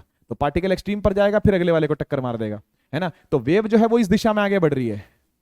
वेव के बढ़ने की दिशा ये है, वेव के बढ़ने की दिशा ध्यान से समझना ये है, और पार्टिकल के ऑसिलेट करने की दिशा भी ये है। ऐसी वेव को बोलते हैं लॉन्गिट्यूडनल वेव, जैसे साउंड होती है ना। साउंड अगर मैं बोल रहा हूं यहां से, है ना, तो मेरे मुंह की जो हवा है वो आगे पीछे वाइब्रेट कर रही है, और साउंड भी आगे बढ़ रही है, इसी दिशा में आगे बढ़ रही है। तो वाइब्रेशन भी ऐसे ऐसे होना, वाइब्रेशन भी आगे पीछे होना, और एनर्जी भी आगे बढ़ना, वेव भी आगे बढ़ना, इसको बोलते हैं लॉन्गिट्यूडनल। और ट्रांसवर्स के अंदर क्या होगा, जैसे रोप है, रस्सी है, रस्सी के पार्टिकल जब ऊपर नीचे हिलते हैं, रस्सी के पार्टिकल जो वो क्या करते हैं, ऊपर नीचे हिलते हैं, है ना। लेकिन वेव आपको आगे जाती दिखती है, जो पल्स है वो आगे बढ़ जाती है। ऐसे हिलाऊंगा तो सारे पार्टिकल ऊपर नीचे हिलेंगे, सारे पार्टिकल ऊपर जाएंगे नीचे, ऊपर जाएंगे नीचे, ऊपर जाएंगे, लेकिन कोई जो चीज है वो इस तरफ आगे बढ़ती है। वो कोई चीज क्या है, वो कोई चीज है वेव, वो कोई चीज है एनर्जी, वो एनर्जी इस तरफ आगे बढ़ेगी, वो ट्रांसवर्स है। पढ़ लेते हैं एक बार इसको। In these waves displacement of the particles of the medium is at right angles to the direction of the propagation of wave. यानी वेव अगर इस तरफ बढ़ रही है, ये वेव वेलोसिटी है, ये वेव वेलोसिटी की डायरेक्शन है, और पार्टिकल ऊपर नीचे यानी 90 डिग्री पर क्या करता है, वाइब्रेट करता है। 90 degree 90 degree 90 degree 90 degree 90 degree पर क्या करेगा, वाइब्रेट करेगा। These waves can be polarized and can travel in solid, liquid and liquids only. Polarize क्या है बताऊंगा आगे, क्वेश्चन के साथ उसको पढ़ेंगे। मतलब देखो मैं सब चीजों को ऑब्वियसली नहीं पढ़ा पाऊंगा, कुछ चीजें क्वेश्चन के साथ देखेंगे, कुछ चीजें थ्योरी में देख रहे हैं ना, कुछ चीजें यहां पर छोड़ करके क्वेश्चन ऊपर चलेंगे तब बात करेंगे इसकी, ठीक है। पोलराइज क्या चीज होती है, ठीक है। These waves travel in the form of crusts and troughs. Crust और ट्रफ के फॉर्म में आगे बढ़ेगी, मतलब इस तरीके से आगे बढ़ती है ना, ऐसे ऐसे ऐसे ऐसे इस तरीके से। तो ये ऊपर वाला जो आता है इसको क्रस्ट बोलते हैं, जो नीचे वाला आता है उसको ट्रफ बोलते हैं। फिर क्रस्ट बनता है, फिर ट्रफ बनता है, फिर क्रस्ट बनता है, फिर ट्रफ बनता है। तो क्रस्ट ट्रफ के फॉर्म में वेव आगे बढ़ती है, इसको बोलते हैं कौन सी वेव, ट्रांसवर्स वेव, ठीक है। इसको पढ़ लेते हैं लॉन्गी वाले को। इन these waves displacement of the particles of the medium is in the direction of the propagation of the wave. Wave की ही प्रोपगेशन में, वेव की ही डायरेक्शन में, प्रोपगेशन की डायरेक्शन में ही पार्टिकल क्या करेगा, आगे पीछे वाइब्रेट करेगा। ये चीज लिखी हुई है। These waves can not be polarize, बात करेंगे। Can travel in solid, liquid and gas, ठीक है ना। यहां पर सॉलिड लिक्विड दोनों में, ध्यान से समझना, ट्रांसवर्स वेव चलती है, और यहां पर तीनों में चल सकती है, तीनों में चल सकती है, सॉलिड में भी, लिक्विड में भी, और गैस में भी, ठीक है। These waves travel in the form of compression and rarefaction. यहां पर कंप्रेशन और रेरिफैक्शन आता है, यानी डेंसिटी वेरिएशन आता है। पूछा जा सकता है क्वेश्चन, पूछा जा सकता है क्वेश्चन कि क्रस्ट ट्रफ कहां बनते हैं, तो ट्रांसवर्स में बनते हैं, ठीक है। और कंप्रेशन रेरिफैक्शन कहां बनते हैं, यानी माने डेंसिटी का चेंज, प्रेशर का चेंज, ये सब कहां देखने में आता है, तो भाई ये सब कहां देखने में आता है, लॉन्गी में देखने में आता है कि डेंसिटी बढ़ गई है, पार्टिकल्स पास पास आ गए, कंप्रेशन बन गया है, पार्टिकल्स दूर दूर चले गए हैं, रेरिफैक्शन बन गया है, फिर पास पास आ गए, कंप्रेशन बन गया है, फिर दूर चले गए हैं, रेरिफैक्शन बन गया है। तो इस तरीके से पास दूर पास दूर पास दूर पार्टिकल चलते हैं, वो है लॉन्गिट्यूडनल वेव। बढ़ते हैं आगे, इलेक्ट्रोमैग्नेटिक पे आते हैं। इलेक्ट्रोमैग्नेटिक को भैया मटेरियल नहीं चाहिए होता ट्रैवल करने के लिए, वैक्यूम में भी चलती है, सन से यहां तक हीट आ रही है, सन से यहां तक लाइट आ रही है, कोई पार्टिकल नहीं है बीच में तो भी आ रही है कि नहीं आ रही, तो वो ईएम वेव है, इलेक्ट्रोमैग्नेटिक वेव है, ठीक है ना। Even through the vacuum are called electro, यहां तक यही बात थी सारी। कैथोड रे, कैनाल रे, अल्फा रे, बीटा, गामा, साउंड और अल्ट्रासाउंड, है ना, साउंड, अल्ट्रासाउंड, इंफ्रासाउंड, ये सारी इलेक्ट्रोमैग्नेटिक वेव्स नहीं है, ठीक है, ये सारी इलेक्ट्रोमैग्नेटिक वेव्स नहीं है, ठीक है। अच्छा, और हैं कौन कौन सी, हैं कौन कौन सी, radio waves, microwaves, cosmic rays, ठीक है, गामा रेज, और UV rays, infrared, visible light, ये सब की सब क्या है, ये सब की सब क्या है, हमारी ईएम वेव्स हैं, ये सब के सब इलेक्ट्रोमैग्नेटिक वेव्स हैं, ईएम वेव, ईएमडब्ल्यू लिख रहा हूं इसको मैं, ठीक है ना, ये सब की सब, ये देखो सारी लिखी हुई हैं। किसने ढूंढी थी, वेवलेंथ की रेंज क्या है, फ्रीक्वेंसी की रेंज क्या है, भैया मैं याद तो दिला नहीं सकता आपको, आपको खुद ही इसको आइडिया लगाना पड़ेगा कहां से कहां तक ये वेरी करती है। मैं पढ़ के सुना देता हूं आपको। इलेक्ट्रोमैग्नेटिक वेव्स यानी कि गामा रेज, अच्छा एक्सरे भी रह गई भाई, एक्सरे भी होती है यहाँ पे, गामा भी है एक्सरे भी है, एक्सरेज ये सब सन से आती हैं, ये सन के निकले रेडिएशन है सारे, ये सब सन से आता है, सब कुछ सन से आएगा ये, है ना। ये गामा रेज है, बेकरल ने ढूंढी थी, हेनरी बेकरल पूरा नाम है इनका, बेकरल। रेडियो एक्टिविटी की यूनिट भी बेकरल होती है, रेडियो एक्टिविटी कितनी ज्यादा हो रही है ये बेकरल से कैलकुलेट होता है ना, बेकरल इन्हीं का सरनेम था। तो गामा रे बेकरल ने ढूंढी, एक्सरे रोंगटन ने ढूंढी, ठीक है ना। रोंगटन जो है वो भी रेडियो एक्टिविटी की वो है यूनिट है, ठीक है ना। ये डिसइंटीग्रेशन की यूनिट है कि डिसइंटीग्रेट कितना हो रहा है कोई न्यूक्लियाई, और रोंटजन जो है वो रेडियो एक्टिविटी कितनी ज्यादा है, रेडिएशन जो है वो कितना ज्यादा है, उसकी इंटेंसिटी की यूनिट है रोंटजन, ठीक है ना। अल्ट्रावायलेट रेज रिटर ने, विजिबल रेडिएशन न्यूटन ने ही ढूंढ लिया था अपने टाइम पे, प्रिज्म पे डाल करके उसने देख लिया था भाई, हाँ हाँ व्हाइट लाइट आई है, प्रिज्म पे गिरी है, 7 रंगों में बटे। न्यूटन ने बहुत कुछ ढूंढ लिया भाई न्यूटन तो पहुंची हुई चीज थे भाई, उन्होंने ढूंढ ली, विजिबल रेडिएशन तो न्यूटन ने ढूंढ लिया था, ठीक है ना। वेवलेंथ कहां से कहां करती है, तो आप देख सकते हो रेंज जो है 10 की पावर -14 से लेकर 10 की पावर -10, यानी बहुत बहुत कम वेवलेंथ है गामा की, उससे ज्यादा है एक्सरे की, उससे ज्यादा है अल्ट्रावायलेट की, उससे ज्यादा है विजिबल की, है ना। उसके बाद इंफ्रारेड की, उससे भी ज्यादा, फिर माइक्रोवेव की, उससे ज्यादा, फिर रेडियो वेव्स की सबसे ज्यादा, है ना। तो आप ये समझ सकते हो कि गामा रेज जो है वो इस तरह की वेवलेंथ है, एक्सरे जो है वो थोड़ी इस तरह की वेवलेंथ है, अल्ट्रावायलेट थोड़ी और, विजिबल थोड़ी और ठीक है ना, समझ गए बात को। तो लैम्डा जो है वो बढ़ता जा रहा है, ये लैम्डा लिखा हुआ है ना, ये वेवलेंथ लिखी हुई है लैम्डा। लैम्डा समझते हो ना क्या होता है, लैम्डा समझते हो ना क्या होता है, कि क्रस्ट और ट्रफ के बीच में डिस्टेंस कितना है ना, कितने डिस्टेंस पर क्रस्ट और ट्रफ आया, कितने डिस्टेंस पर क्रस्ट भी आया ट्रफ भी आया, है ना, उसको बोलते हैं लैम्डा। एक क्रस्ट और एक ट्रफ के बीच का डिस्टेंस, इसको कहते हैं वेवलेंथ, इसी का नाम है वेवलेंथ, है ना। तो वेवलेंथ का जो रेंज रहता है वो इतना रहता है, और फ्रीक्वेंसी का रेंज, फ्रीक्वेंसी वही न्यू, ठीक है। अच्छा एक बात का और ध्यान रखना भैया, जितनी फ्रीक्वेंसी रहेगी उतनी उसी के प्रोपोर्शनल एनर्जी रहती है, E = h न्यू होता है, H stands for Planck's constant, वो छोड़ दो कोई बात नहीं, है ना। एनर्जी मैं मतलब इसकी बात करेंगे हम लोग मॉडर्न फिजिक्स के अंदर बात करेंगे इसकी, फ्रीक्वेंसी ज्यादा रहेगी तो एनर्जी भी क्या रहेगी, ज्यादा रहेगी, ये बात ध्यान रखना। तो गामा रेज की एनर्जी ज्यादा है, उससे कम एक्सरे की, उससे कम अल्ट्रावायलेट, उससे कम विजिबल रेडिएशन, ऐसी और आगे चलते हैं। इंफ्रारेड हर्शल ने ढूंढा, शॉर्ट रेडियो वेव्स हेनरिक्स ने, और लॉन्ग रेडियो आपको पता मार्कोनी, है ना, मार्कोनी नाम देते हैं, उन्होंने ढूंढा। वेवलेंथ देख सकते हो आप, तो और बढ़ रही है, यहां और बढ़ गई, यहां 10 की पावर 4 हो गई, है ना, 1000 मीटर 1 किलोमीटर तक की वेवलेंथ बन रही है, मतलब यहां से लेके 1 किलोमीटर तक पूरा उसका क्रस्ट और ट्रफ कंप्लीट होता है रेडियो वेव का, और फ्रीक्वेंसी घटे जा रही है ना। तो ये ध्यान रखना भैया आप, ये ध्यान रखना आप। पूछी किसकी जा सकती है, मैं आइडिया देता हूं आपको, पूछी किसकी गई है अब तक जो मैंने देखा है पिछले पेपरों में। विजिबल रेडिएशन पूछा गया है, यूवी रेस पूछा गया है, ठीक है, एक्सरे नहीं, गामा रे भी नहीं पूछा गया, रेडियो पूछा गया, इंफ्रा पूछा गया, ये सारे पूछे गए हैं, ठीक है, ये इंपॉर्टेंट है। बाकी आने को कुछ भी आ सकता है भाई, पढ़ना आपको सब कुछ है, ठीक है। बात करते हैं साउंड वेव की। साउंड वेव क्या है अब, है ना, साउंड वेव क्या है, साउंड वेव इलेक्ट्रोमैग्नेटिक वेव नहीं है, साउंड वेव तो मैकेनिकल वेव है। और कौन सी वाली मैकेनिकल है सर, ट्रांसवर्स है कि लॉन्गी है, तो आंसर है भैया लॉन्गी है, ये ट्रांसवर्स नहीं है, लॉन्गिट्यूडनल वेव है ये, है ना, ये लॉन्गिट्यूडनल वेव है, यानी मेरे मुंह से जो आवाज निकल रही है ना, वो पार्टिकल्स को आगे पीछे वाइब्रेट करवा रही है, और इसी पाथ पर वो वेव भी आगे बढ़ रही है, वो साउंड भी आगे बढ़ रही है, यानी वेव की डायरेक्शन भी यही है, और पार्टिकल्स के ऑसिलेट करने की, वाइब्रेट करने की, एसएचएम करने की जो डायरेक्शन है वो भी यही है ना। इसको बोलते हैं साउंड वेव, है ना। पढ़ लेते हैं एक बार इसको। Sound is a form of energy which produces a sensation of hearing, है ना, सेंसेशन ऑफ हियरिंग, सुनने की क्षमता को प्रोड्यूस करती है साउंड वेव, है ना, हमको सुनाती है ये। Sound waves are longitudinal mechanical waves, देखो साफ साफ लिखा हुआ है, कैसी वेव्स हैं भाई, कैसी वेव्स हैं भाई, लॉन्गिट्यूडनल है, मैकेनिकल है ना। Sound waves have low frequency and high wavelength, ठीक बात है भैया, फ्रीक्वेंसी ठीक ठीक होती है इसकी, है ना, 20 से लेकर के 20,000 हर्ट्ज तक ही इसकी फ्रीक्वेंसी है ना, तो ये कोई बहुत ज्यादा फ्रीक्वेंसी नहीं है ना। और जो अपनी अल्ट्रासाउंड होती है उसकी तो बहुत बहुत हाई फ्रीक्वेंसी होती है, 10 की पावर कहीं कहीं में जारी होती है वो, तो ठीक है ना, तो इसलिए लो फ्रीक्वेंसी ही कहना सही है इसको। Sound waves can not travel in vacuum, भैया वैक्यूम में ट्रेवल नहीं कर सकती। अगर बम फट रहा है किसी प्लेनेट पर, किसी प्लेनेट पर अगर बम फट रहा है तो यहां तक उसकी आवाज नहीं आने वाली। कोई स्पेसशिप अगर फटेगा, मान लो स्पेसशिप में ब्लास्ट हो गया, उसका फ्यूल टैंकर फट गया, तो यहां तक उसकी आवाज नहीं आने वाली। ठीक है ना, उसके बाद यहां तक नहीं आने वाली, क्योंकि वैक्यूम में ट्रेवल ही नहीं करती साउंड।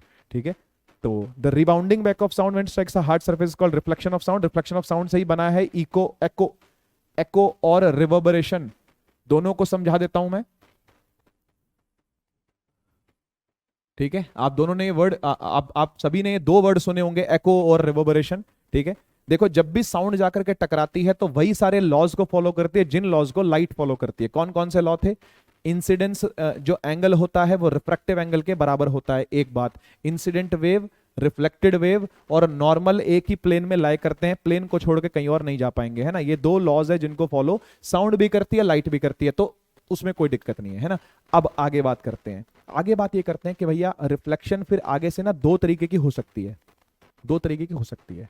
एक होती है एको और एक होती है रिवर्बरेशन। रिवर्बरेशन का मतलब होता है गूंजना, है ना। जैसे यहां पर भी आपको भी ऐसा लग रहा होगा इस रूम के अंदर आवाज गूंज रही है, ऐसी शायद मेरी आवाज आपको सुनाई दे कि गूंजती हुई आवाज आ रही है सर आपकी बहुत ज्यादा। तो ये जो गूंज है ना, दिस गूंज इज एक्चुअली रिवर्बरेशन।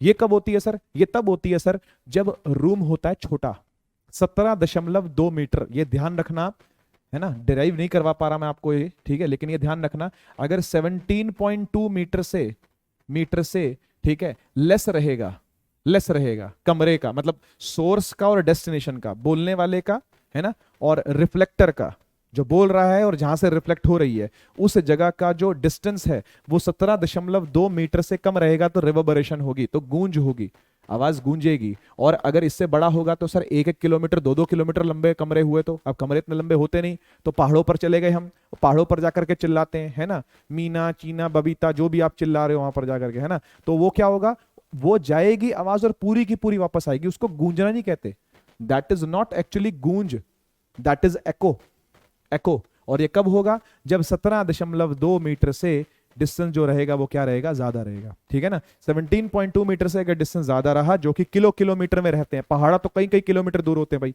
यहां से आपने आवाज मारी, है ना, पारो, तो पारो की आवाज क्या होगी? पा से लेके ओ तक पूरी सुनाई देगी, पारो पारो पारो पारो ऐसे आवाज सुनाई देगी आपको, है ना। तो जो पूरा पूरा वर्ड आपको सुनाई देगा that is echo, that is echo. पूरा शब्द सुनाई देना एको है। और पारो, ओ, ये जो टेल चलती है, पूंछ जो चलेगी, दैट इज रिवर्बरेशन। तो गूंज is different, echo is different. ये गूंज है, ये एको है ना। गूंजना अच्छी बात नहीं है, एको सुन के मजा भी आता है, गूंज सुन के मजा नहीं आता। गूंज में तो डिस्टर्बेंस होती है ना। जैसे आपने देखा होगा मेले वेले में जाते हैं तो हेलो हेलो हेलो हेलो ये चलता रहता है, चलता रहता है ना। तो दैट इज रिवर्बरेशन, है ना। दिमाग खराब होता है सुन करके इसको। तो repetition of sound due to reflection of sound wave is called an echo. ठीक है भैया, एक सिंपल सा डेफिनेशन उसने एको की दे दी, लेकिन मैंने आपको काफी डिटेल में बता दिया कि एको क्या चीज होती है। ठीक है, बढ़ते हैं आगे। अब भैया ऐसा है कि फ्रीक्वेंसी रेंज के हिसाब से, फ्रीक्वेंसी रेंज के हिसाब से, है ना, दो तरीके से या तीन तरीके से कहूं तो साउंड को क्या किया गया है? बाइफर्गेट किया गया है, क्लासिफाई किया गया है। अगर 20 से लेकर के 20 किलो हर्ट्ज तक, किलो का मतलब होता है 1000, है ना, साफ साफ बताता हूं आपको, साफ कहना सुखी रहना। 20 से लेके 20,000 तक रहेगा तो सुनाई पड़ेगी, इससे ज्यादा रहेगा तो सुनाई नहीं पड़ेगी, इससे कम रहेगा तो भी सुनाई नहीं पड़ेगी। माने 0 से लेकर के 20 हर्ट्ज रहेगा, ठीक है, 0 हर्ट्ज से लेकर के 20 हर्ट्ज तक फ्रीक्वेंसी रहेगी, तो हमारे कान उसको सुनने के लिए सेंसिटिव ही नहीं है। ये नहीं होगा कि कान फट जाएंगे। बच्चा सोचता है कि सर 20,000 से ज्यादा होगा तो कान फट जाएंगे हमारे, 30,000 अगर फ्रीक्वेंसी सुनाई देगी तो हमारे कान फट जाएंगे। कान फट नहीं जाएंगे, कान रिस्पॉन्ड ही नहीं करते, कान ऐसे बैठ जाते शांति से। हाँ तुम कर लो पहले ऐसे तुम हिल लो आराम से, पहले तुम आराम से हिल लो, कोई दिक्कत नहीं। 21 पे हिलना है हिल लो, 25 पे हिलना है 25 पे हिल लो, 25,000 मतलब, है ना, 30,000 पे हिलना है 30,000 पे हिल लो, 1 लाख पे हिलना है हिल लो। हम हिलेंगे ही नहीं, हम रिस्पॉन्ड ही नहीं करेंगे। तो वो रिस्पॉन्ड ही करना बंद कर देते हैं, कहाँ? 20,000 के बाद। ऐसी 20 से नीचे भी रिस्पॉन्ड नहीं करते, 20 से नीचे भी ऐसे बैठ जाते हैं।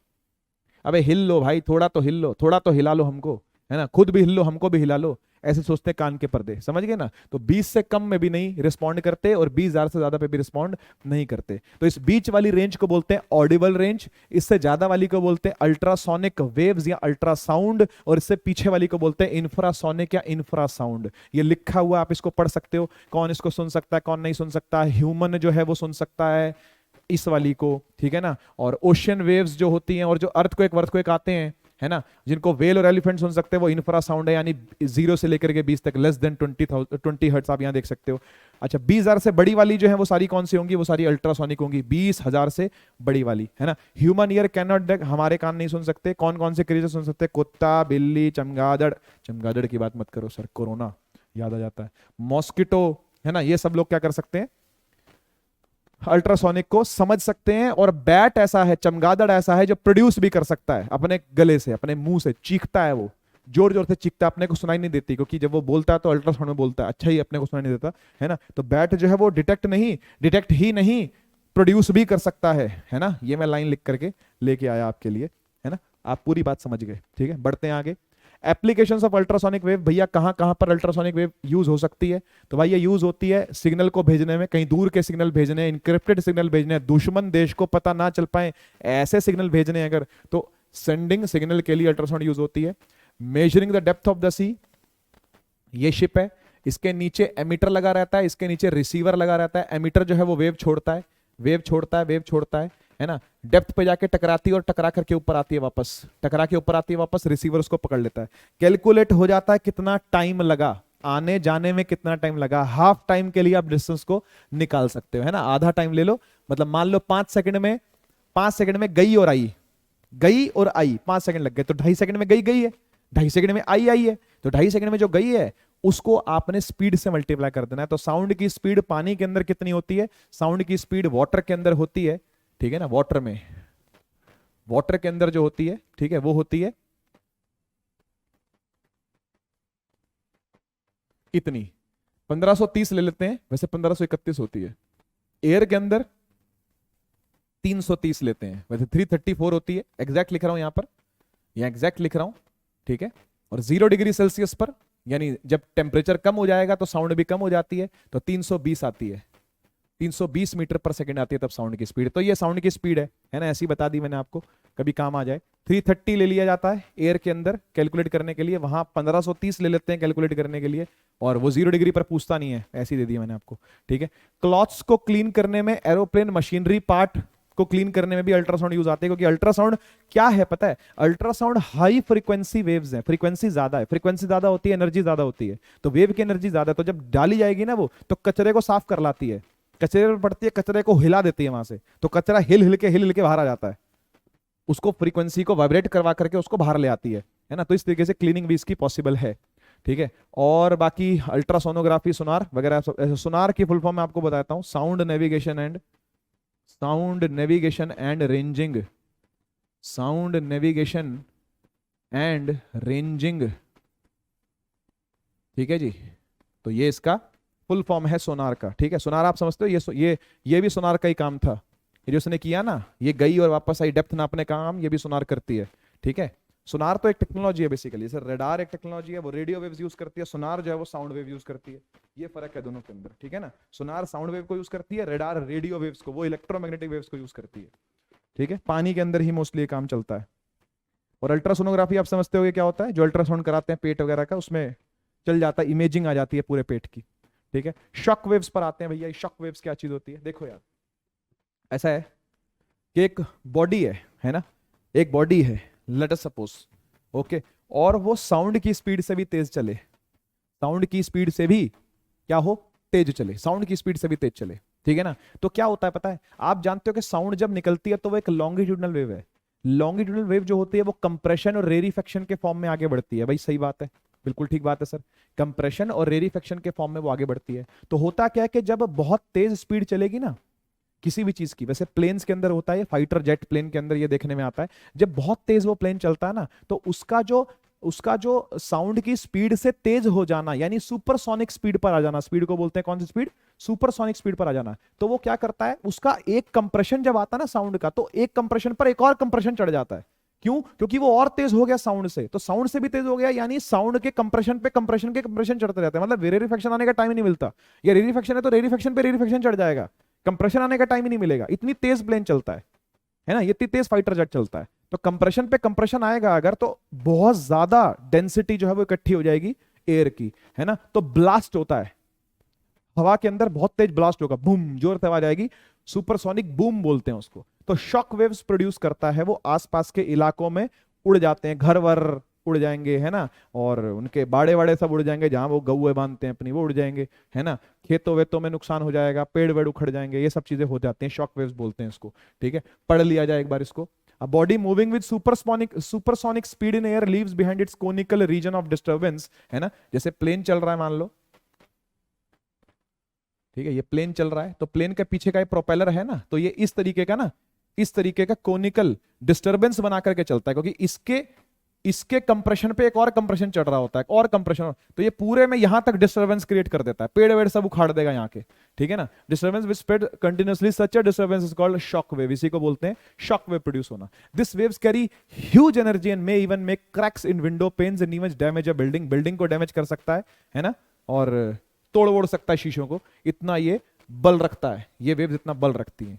ठीक है, ओके, कुछ बातें याद करने की, समझ में आ गई होंगी आपको। ये sound waves require a metal medium for, ये आपको पता है, साउंड वेव जो है वो मेटल मीडियम उनको चाहिए प्रोपेगेट करने के लिए, वो वैक्यूम में प्रोपेगेट नहीं कर सकती। Sound waves can not be heard on the surface of moon, moon पर वो सुनाई नहीं दे सकता, क्योंकि मून पर एटमॉस्फेयर नहीं है, एटमॉस्फेयर का मतलब एयर पर होल्ड नहीं है, वहां की ग्रेविटी का, वहां की ग्रेविटी का एयर पर होल्ड नहीं है, ऐसे ही है वहां सब कुछ, है ना, बिना एटमॉस्फेयर के चलता है वहां मामला सारा। ठीक है ना, जो वहां पर एटमॉस्फेयर ना होने की वजह से एक तो सर्दी बहुत रहती है, नंबर एक, नंबर दो, जब सूरज निकलता है तो सूरज इतना ज्यादा व्हाइट दिखता है, क्योंकि रेडिएशन छोड़ रहा है, वो व्हाइट कलर छोड़ रहा है, तो व्हाइट सूरज दिखता है, और वहां का जो रेडिएशन है वो बिल्कुल सीधा आता है। हमारे यहाँ पर यूवी रेज को रोकने के लिए ब्लैंकेट है ओजोन का, है ना, और डिफरेंट लेयर्स है एटमॉस्फेयर की जो डिफरेंट डिफरेंट काम करती है, जिस वजह से हम लोग बच पाते हैं, हम लोग जी पा रहे हैं, हम जीवन जो है वो पॉसिबल हो पा रहा है धरती पर। लेकिन मून पर जीवन भी इसलिए पॉसिबल नहीं क्योंकि रेडिएशन सीधा आकर के वहां पड़ रहा है, डायरेक्ट रेडिएशन आ रहा है सन से, है ना, रेडिएशन को कोई रोकने वाला नहीं है। वहां सर्दी हो जाए तो इतनी सर्दी हो जाएगी, और गर्मी हो जाए तो इतनी गर्मी हो जाएगी। आपको शायद ये बात पता होगी कि जो झंडा है वहां पर यूएस का, यूएस वाले गए थे वहां पर, है ना, नील आर्मस्ट्रांग, एडविन ऑल्ड्रिन, जो दो लोग गए थे वहां पर, है ना, तीन गए थे वैसे, है ना, एक तो स्पेसशिप में घूमता रहा, बाकी दोनों ने कदम रखा था मून पर, है ना, first man to land on moon, है ना। आजकल वो ऐड भी आते हैं कि भाई लड़का गया था, वो छोटी सी बच्ची कहती है लड़की क्यों नहीं गई थी अभी तक मून पे, है ना, तो उसको उसके पापा टेलीस्कोप ला करके देते हैं ना, वो स्टोरी आपको पता है।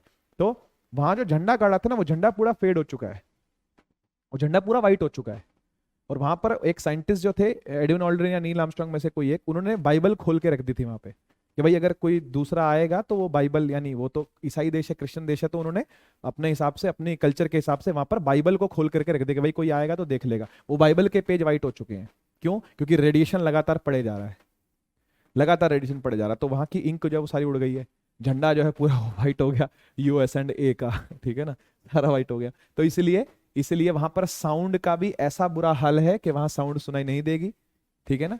और जो बात करते हैं आपस में, वो रेडियो वेव्स के थ्रू बात करते हैं, जो एस्ट्रोनॉट आपस में बात करते हैं स्पेस के अंदर, है ना, वो रेडियो वेव्स के थ्रू करते हैं। साउंड वेव से ऐसे हम लोग जैसे बात कर रहे हैं इस तरीके से बात नहीं हो सकती, पॉसिबल नहीं है।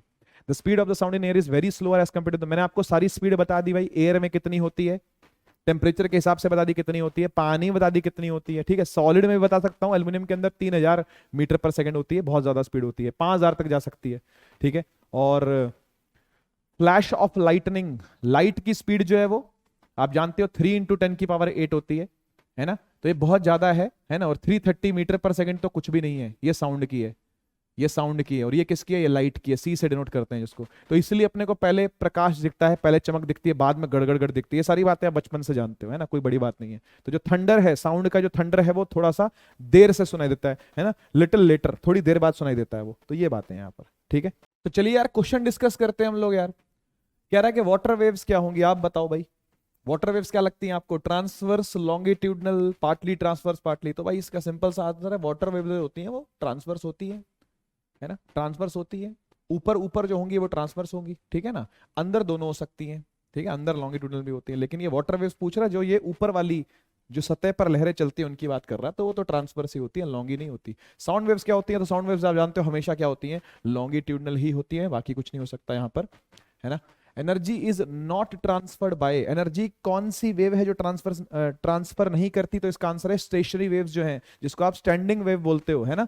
जैसे किन्हीं दो पॉइंट्स के बीच में जब वो वेव फंस जाती है ना, नोड एंटी नोड बनते हैं जब, जैसे ये एक स्ट्रिंग है ना, ये एक स्ट्रिंग है, इसको हमने बीच में से प्लग करके ऐसे छोड़ दिया, मतलब मान लो ये एक ऐसे स्ट्रिंग थी, यहां से हमने इसको प्लग किया, यहां तक ले गए और उसके बाद छोड़ दिया इसको, है ना। छोड़ के क्या होगा, ये ऐसे और फिर ऐसे, फिर ऐसे और फिर ऐसे, फिर ऐसे और फिर ऐसे, ऊपर नीचे क्या करती रहेगी, वाइब्रेट करती रहेगी, है ना। यानी इसकी एनर्जी इस सेक्शन से बाहर नहीं जाने वाली, इसकी एनर्जी इस सेक्शन से बाहर ना यहां जाने वाली है ना यहां जाने वाली है ना। तो इसलिए ऐसी वेव को बोलते हैं स्टेशनरी वेव या स्टैंडिंग वेव, जिसमें वेव ऊपर नीचे खाली मटकती रहेगी एक जगह पर, आगे नहीं बढ़ती, है ना। ये प्रोग्रेसिव वेव नहीं होती। तो प्रोग्रेसिव वेव जो है वो तो एनर्जी ट्रांसफर करती है, स्टैंडिंग वेव जो है यानी स्टेशनरी वेव जो है वो एनर्जी ट्रांसफर नहीं करती। ईएम वेव भी ट्रांसफर करती है भाई, दूर से लाइट चल के आती है, हमको मिलती है ना, हमारी आंखें उसको सेंस करती हैं।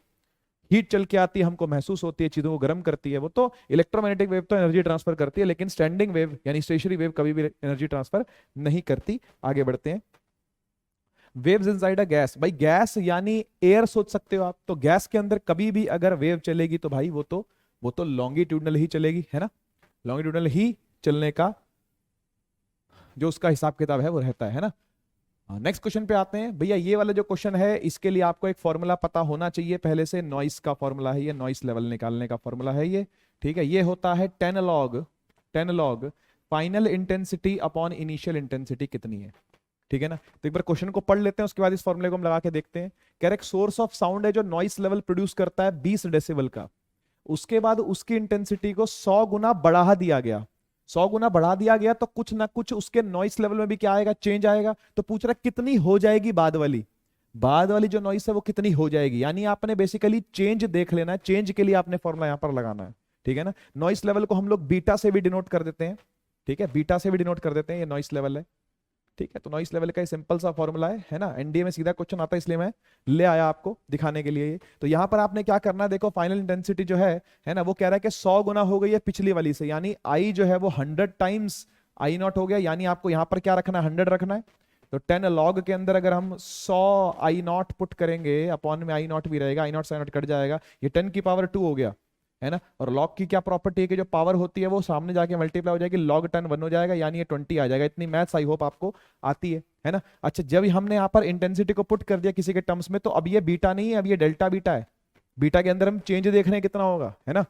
तो इसीलिए यहां पर हम जब लिखेंगे इसको तो ऐसे लिखेंगे भाई, फाइनल बीटा जो भी है ना, वो पहले वाले से कुछ 20 ज्यादा होगा, तो बीटा माइनस 20 ऐसे लिख सकता हूं, final beta minus initial beta, final noise minus initial noise. तो यहां से बीटा क्या आ जाएगा, -20 उधर जाएगा तो +20 हो जाएगा, 40 डेसिबल इसका आंसर है, 40 डेसिबल इसका आंसर है, ठीक है। बढ़ते हैं आगे। विच among the following statement is correct regarding the audible sound wave. सुनने वाली जो साउंड वेव्स होती है, यानी 20 से लेके 20,000 के बीच की जो साउंड ऑडिबल रेंज में होती है ना, उसके लिए पूछ रहा है क्या सही बात होगी। तो 20 से 20,000 के बीच में तो नहीं है, ग्रेटर बोल रहा है ये, तो ये फॉल्स है। ये तो ग्रेटर बोल रहा है, frequency is greater than 20,000, falls है। It is used in measuring the depth of the sea, नहीं भैया वो अल्ट्रासाउंड की बात हो रही है यहाँ पर। Liquid from which the audible sound waves passes gets hot, ये भी झूठ बात है भैया।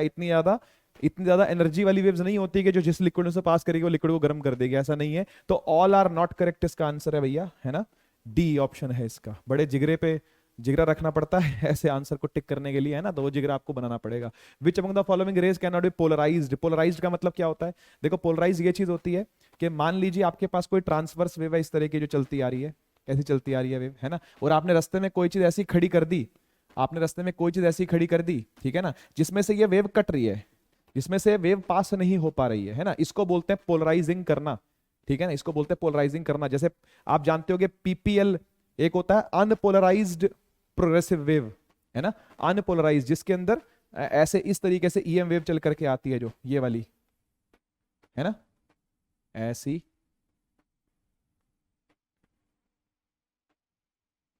ऐसी, ठीक है ना। तो इस प्लेन में जो वेव चल के आ रही है, ये वाले प्लेन में, ये वाले प्लेन में, ये वाले प्लेन में, ये वाले प्लेन में, है ना, ये कट जाएगी, ये कट जाएगी। किसके द्वारा कट जाएगी, किसके द्वारा कट जाएगी। अगर मैंने बाई चांस मान लीजिए यहां पर एक ऐसा ब्लेड रख दिया या ऐसा कुछ रख दिया, पोलराइजर बोलते हैं इसको, है ना, पोलराइजर रख दिया जो सिर्फ ऐसे ऑसिलेट करती वेव को ही पास करवाएगा, ऐसे ऑसिलेट करती वेव को पास नहीं करवाएगा, काट देगा इसको, इस वेव को काट देगा, इस वेव को आगे गुजारेगा ही नहीं। यानी आगे जो वेव निकलेगी वो कैसी निकलेगी, वो ऐसी ही निकलेगी, वो ऐसी ही निकलेगी, समझ गए ना। तो ये अनपोलराइज्ड लाइट थी, अब ये प्लेन पोलराइज्ड लाइट बन गई है। ये अनपोलराइज्ड लाइट थी, अनपोलराइज्ड प्रोग्रेसिव लाइट थी, प्रोग्रेसिव वेव थी, अब ये पोलराइज्ड, प्लेन पोलराइज्ड, एक प्लेन में पोलराइज हो गई है ना, और प्रोग्रेसिव वेव बन गई है, तो इस तरह की वेव बन जाती है ना, इसको पोलराइजर बोलते हैं, ये जो मैंने बीच में लगाया पोलराइजर बोलते हैं। तो भैया ऐसा है कि जितनी भी ट्रांसवर्स वेव्स होती हैं, ध्यान से सुनना, अब इसके पीछे क्या राज है, इस क्वेश्चन को करने के पीछे क्या तरीका है ना, कि जितनी भी ट्रांसवर्स वेव्स होंगी वो सब की सब पोलराइज हो सकती हैं, लॉन्गिट्यूडनल वेव कभी भी पोलराइज नहीं हो सकती। तो लॉन्गिट्यूडनल ढूंढ लो भाई कौन सी है इसमें से, तो साउंड वेव लॉन्गिट्यूडनल है, सी इसका आंसर है, बाकी सब की सब पोलराइज हो सकती हैं, ठीक है ना, सबकी इंटेंसिटी को कम ज्यादा किया जा सकता है, साउंड वेव को पोलराइज नहीं किया जा सकता। A woman's voice is shriller than a man, औरत की आवाज, महिला की आवाज, नारी की आवाज पतली होती है ना, लड़की चिल्लाती है तो पतली सी आवाज निकलती है उसकी, लड़का चिल्लाएगा तो भारी आवाज में चिल्लाएगा, है ना, तो ऐसा क्यों है, पतली आवाज क्यों होती है लड़कियों की, तो इसके पीछे कारण है कि भैया उनकी जो फ्रीक्वेंसी है गले की वो ज्यादा है, जो वोकल कॉर्ड्स है, वीक का यहाँ पर कोई मतलब नहीं है, जो वोकल कॉर्ड है वो तेज तेज वाइब्रेट करती है, ऐसा बनाया है कुदरत ने उनको, है ना, तो हायर फ्रीक्वेंसी उनकी रहती है, ठीक है। What type of vibrations are produced in a sitar wire, तो भैया सितार वायर में किस तरह की जो वेव्स हैं वो प्रोड्यूस होती है, तो इसका आंसर है भैया कि वेव्स होती है स्टेशनरी, स्टैंडिंग वेव्स होती है, स्टैंडिंग वेव बोलो स्टेशनरी वेव बोलो बात एक ही है, ठीक है ना, स्टैंडिंग या स्टेशनरी वेव प्रोड्यूस होती है सितार के अंदर, स्टेशनरी, ठीक है, जैसे यहां से लेके यहां तक है तो ऐसे वाइब्रेट करेगी फिर नीचे चली जाएगी, ठीक है ना, या फिर आपने बीच में से पकड़ लिया कहीं उसको, है ना, तो ऐसे करके वाइब्रेट करेगी ऐसे, ठीक है, ये वाला हिस्सा यहां आ जाएगा, नीचे वाला हिस्सा ऊपर चला जाएगा, तो ऐसे ऐसे करते हुए ये वाइब्रेट करती रहेगी, है ना, ये नोड कहलाती है बीच की जगह, ये भी नोड कहलाएगी, ये भी नोड कहलाएगी, ये एंटी नोड कहलाएगी, इसका नाम एंटी नोड है, इसका भी नाम क्या है एंटी नोड है, तो node anti node, node anti node, node इस तरीके से बनते हैं स्टेशनरी या स्टैंडिंग वेव के अंदर, ठीक है ना, ये ऐसी वेव जो है वो ट्रांसवर्स होती है, लॉन्गिट्यूडनल नहीं होती, तो बी ऑप्शन इसका सही है, ट्रांसवर्स वाइब्रेशंस होती हैं इसके अंदर। क्वालिटी किस बात पे डिपेंड करती है, तो भाई टिम्बर पर, टिम्बर क्या चीज होती है, हर चीज के बजने का तरीका अलग है, टेबल बजेगी अलग आवाज आएगी, है ना, ढोलक बजेगा अलग आवाज आएगा, सामान कुछ गिरेगा तो आपको पता चलेगा क्या सामान गिरा है, बर्तन गिरे हैं तो उसकी आवाज अलग होगी, है ना, कुछ प्लास्टिक का सामान गिरा उसकी आवाज अलग होगी, कुछ कांच का सामान गिरा तो आवाजें बहुत सारी आ सकती है ना, पिटाई विटाई भी हो सकती है, तो इसलिए टिम्बर हर चीज का अलग होगा। फ्रेंड बुलाएगा तो आपको पता चल जाएगा भाई इस फ्रेंड का फोन आया है ना, आंख बंद करके बता दोगे हाँ यार अच्छा ये तो ये बोल रहा है ना, आवाज से पहचान लेते हैं हम दूसरों को, तो वो टिम्बर है, अलग अलग क्वालिटी साउंड की होना, वॉइस की होना, दैट इज टिम्बर, अलग अलग होना, ठीक है। The intensity of earthquake can be measured by seismograph, बोलते हैं इसको, सीज्मोग्राफ नहीं साइस्मोग्राफ होता है ये, है ना, साइस्मोग्राफ क्या होता है कि बड़ा सा गोला लगा होता है, गोले के नीचे पेन निप सी लगी होती है, एक पेन सा होता है ना, जैसे अर्थक्वेक आ रहा होगा तो वो ऐसे ऐसे वाइब्रेट करता रहता है, तो उसकी वाइब्रेशन जो है वो तेज हो जाती है, तो पता चल जाता है भैया कितना रिक्टर स्केल पर जो वो भूकंप आ रहा है ना, भूकंप पता करने का जो ग्राफ बनाता है उसका वो साइज्मोग्राफ कहते हैं उसको। The most familiar form of radiant energy in sunlight that causes tanning and sunburning, भैया टैनिंग सनबर्निंग जो होती है वो यूवी रेस की वजह से होती है, ठीक है, ये आपको आई होप पता होगा, है ना, काफी बच्चों को चीजें पता होती हैं कि क्यों होती है टैनिंग, काले वाले जो पड़ जाते हैं खेल खेल के वो क्यों पड़ जाते हैं। Microphone is a device in which, microphone एक ऐसा डिवाइस है जो यहाँ मैंने भी लगा रखा है, जो टांग रखा है कान पे, है ना, ये क्या कर रहा है, ये साउंड ऑडिबल सिग्नल्स को, है ना, जो साउंड सिग्नल्स हैं उसको इलेक्ट्रिकल सिग्नल्स के अंदर कन्वर्ट कर रहा है, ठीक है ना, मेन काम इसका यही है, तो एम्प्लीकेशन नॉट रिक्वायर्ड ऐसा कुछ नहीं है भाई, sound waves are directly transmitted नहीं, sound waves are converted into electrical energy and then reconverted into sound, वो बाद की बात है, ट्रांसमिशन के बाद उसको साउंड में वापस से कन्वर्ट कर लिया जाता है ना, लेकिन साउंड वेव्स को किस में कन्वर्ट करते हैं, इलेक्ट्रिकल सिग्नल्स के अंदर कन्वर्ट किया जाता है, तो सी ऑप्शन एकदम सही है। Sound travels in rocks in the form of, भैया ऐसा है कि साउंड वैसे तो ट्रेवल करती है लॉन्गिट्यूडनली, ठीक है ना, साउंड वैसे तो ट्रेवल करती है एयर के अंदर लॉन्गिट्यूडनली, लेकिन रॉक्स के अंदर ये दोनों तरीके से ट्रांसमिट कर सकती है, किसके किसके अंदर, सॉलिड चीजों के अंदर दोनों तरीके से ट्रांसमिट हो सकती है, तो both longitudinal and transverse elastic waves के अंदर ये ट्रेवल कर सकती है, ठीक है, करती ही है ना, दोनों के अंदर ट्रेवल करती है। In an orchestra, the musical sound of different instruments are distinguished from one another by which of the following characteristic, तो मैंने आपको बता दिया भैया, अलग अलग चीजें हैं, ड्रम है, वो डफली है, या पियानो है, या तबला है ना, या गिटार है, या वायलिन है, सबकी आवाजें अलग अलग क्यों आती हैं, क्योंकि सबके टिम्बर अलग अलग होते हैं, टिम्बर माने क्वालिटी सबकी डिफरेंट डिफरेंट है, ठीक है। Ultrasonic waves are those waves, ultrasound कौन सी होती है जो मैन सुन सकता है, जो मैन नहीं सुन सकता, हाई वेलोसिटी नहीं, हाई एम्पलीट्यूड नहीं, मैन जो नहीं सुन सकता वो वाली, बी ऑप्शन इसका सही है, ठीक है ना, जो मैन नहीं सुन सकता वो। अर्थक्वेक जो होती है वो सीज्मिक वेव्स होती हैं। इंफ्रासोनिक का ही एक टाइप है सीस्मिक, है ना, साइज्मिक, सॉरी सीज्मिक नहीं, साइज्मिक बोलते हैं ना। साइज्मिक जो है वो अर्थक्वेक शॉक वेव्स का ही इंफ्रा का ही एक पार्ट है साइज्मिक, ठीक है। तो इतने ही क्वेश्चन थे बेटा इस वाले चैप्टर के अंदर एसएचएम में, है ना। इजी टॉपिक है, इजी चैप्टर है, ऐसे ही क्वेश्चन जैसे आपको पीछे मैंने दिखाए वैसे ही क्वेश्चन आया करते हैं इसमें, है ना। तो आई होप बेटा आप मोस्टली क्वेश्चन कर पाए, है ना। आपकी पढ़ाई अच्छी चल रही होगी, आप मेहनत कर रहे होगे और एनडीए को फोड़ने के लिए आप तैयार बैठे होगे कि जितनी जल्दी हो सके उतनी जल्दी आ जा भाई तू, है ना। चलिए हम लोग मिलते हैं अब नेक्स्ट टाइम, तब तक के लिए टेक के टाटा बाय बाय।